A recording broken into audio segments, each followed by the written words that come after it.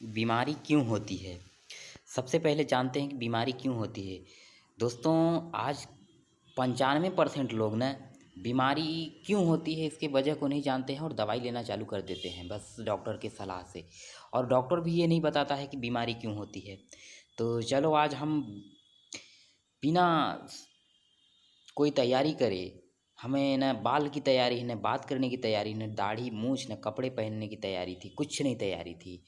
हम आज पहला वीडियो अपलोड कर रहे हैं और ये सोच कर के लोग वीडियो को देखेंगे और इससे फ़ायदा ज़रूर उठाएंगे। दोस्तों, हम ना कोई डॉक्टर हैं, ना कोई आयुर्वेदाचार्य है, नहीं कुछ नहीं है, सिर्फ आप लोगों की तरह एक व्यूअर हैं। और हम आयुर्वेदिक का अध्ययन ज़रूर कर रहे हैं। इसके वजह से हम आप लोगों को बताना चाह रहे हैं कि आयुर्वेद ये चीज़ सिखाता है कि जड़ पे काम कैसे किया जाए, किसी बीमारी के जड़ पे काम कैसे किया जाए, उसको जड़ से ख़त्म कैसे किया जाए। इसलिए हम काफ़ी अध्ययन करने के बाद ये बात पता चला है कि बीमारी की शुरुआत अगर एक साधारण एकदम स्वस्थ आदमी है, उसे बीमारी की शुरुआत अगर हो रही है, तो पहले उसके पूरे लाइफ के चल रही रूटीन के बारे में पता करिए कि कहाँ से कहाँ तक कैसे-कैसे क्या करता है, क्या खाता है, क्या पीता है, कैसे सोता है, कहाँ बैठता है, कहाँ बैठ के खाना खाता है। ये सब चीज़ उसके बीमारी के कहीं न कहीं कारण ज़रूर पकड़ाएँगे दोस्तों। तो आज हम बात करते हैं कि बीमारी शरीर में क्यों क्यों उत्पन्न होती है, कैसे उत्पन्न होती है। दोस्तों, पहली बात करें तो गलत खाना, और दूसरी बात करें तो गलत पीना। इसी तरह गलत खाना, गलत पीना, गलत सोना, गलत उठना, गलत तरीके से बैठना, गलत तरीके से बैठ के खाना खाना, और भी इतने वजह हैं बीमारी के शुरुआत होने का लक्षण है कि अगर इन सब चीज़ों को अगर आप सुधार लिए तो बीमारी आपकी ज़िंदगी में कभी नहीं आएगी।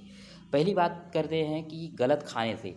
आज हम सब लोग जानते हैं कि कोई किसी प्रकार का खाना शुद्ध रह नहीं मिल रहा है, उसमें कोई न कोई मिलावटी ज़रूर पड़ा है। जैसे आप अगर चावल की खेती करते हैं, चावल खाते हैं, तो उसमें हम यूरिया, डीएपी डाल-डाल के उसको उत्पन्न करते हैं और खाते हैं। हमारे शरीर में उसके कुछ न कुछ का अंश हमारे शरीर में जाते हैं और हमारे शरीर में जा कर के वो खून में मिक्स होते हैं और खून में जैसे जब वो उसका विषैला पदार्थ जो खून में बढ़ता है, बढ़ता है, बढ़ता जाता है और किसी न किसी बीमारी के रूप में वो बड़ा होता है और हमें वो बीमारी दिखाई देती है।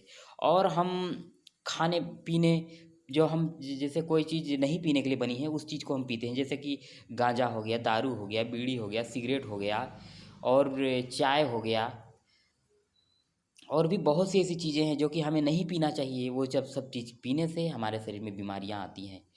और गलत तरीके से चलन में, जैसे हम लड़कों की बात करें तो लड़के लोग हस्तमैथुन के बहुत ज़्यादा शिकार होते हैं और नशा तो हैय है। हस्तमैथुन, नशा और गलत संगति में रह के जो मन में आया खाया, मुर्गा, दारू। तो बीमारी के सब यही लक्षण है, शुरुआती लक्षण यही हैं कि हम इस चीज़ को अगर कंट्रोल करें, अगर हम शुरुआत सुबह उठे 4 बजे, भगवान की प्रार्थना करें, भगवान की प्रार्थना करने के बाद हम बढ़िया गुनगुना पानी पिएँ और गुनगुना पानी पीने के बाद शौच करके आएँ।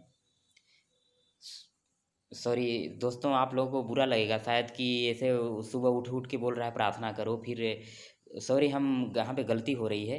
हम बोल रहे हैं कि जैसे ही हम सो के उठते हैं, चारपाई बिस्तर पे ही भगवान का नाम लें। अब भगवान का नाम लेने के बाद हम गर्म करके पानी पिएँ, पानी पीने के बाद हम शौच के लिए जाएँ, शौच के से आने के बाद ब्रश और अपना हाथ-मुँह, नहाना-धोना जो भी करना है करें और खाना-पीना बना है तो खाएँ, नाश्ता करें और नाश्ता करने के बाद अपना जो भी रूटीन है, जो अपना रोज़ का काम है, उस काम को करते रहें, करते रहें, करते रहें।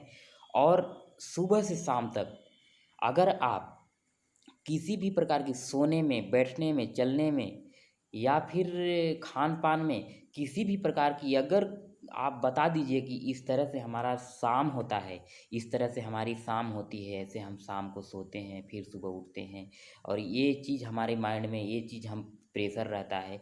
तो इसके वजह से अगर आप देखेंगे ना तो बीमारी का असली कारण पता चलेगा और बीमारी की शुरुआत कहाँ से हो रही है इस चीज़ के बारे में आप जान पाएंगे। और दोस्तों, बीमारी की शुरुआत खान पान तो एक अलग चीज़ अब है, वो तो बहुत बड़ी जो चीज़ है, लेकिन एक दूसरी चीज़ है कि मानसिक रूप से टेंशन। और मानसिक रूप से टेंशन अगर लिया तो इसमें आप कन्फ्यूजन हो जाएंगे कि हम किस बीमारी के, कैसे बीमारी हुई, ये बीमारी क्यों हुई।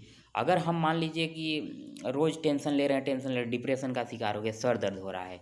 अब सर दर्द का आप जड़ पता करेंगे तो ये खान पान से नहीं पकड़ा सकता है। तो इसके वजह से हमें मेंटली मतलब शारीरिक रूप से और मानसिक रूप से दोनों तरीके से काम करके हम बीमारी के लक्षण को और उसके कारण को और उसके सब जड़ को ख़त्म कर पाएंगे। तो दोस्तों, आज हम जो वीडियो बनाए, जिस तरीके से वीडियो बनाए, गलत तरीके से अच्छे तरीके से, ज़रूर कमेंट करके बताएं कि अच्छा लगा या बुरा नहीं लगा। और थैंक यू दोस्तों।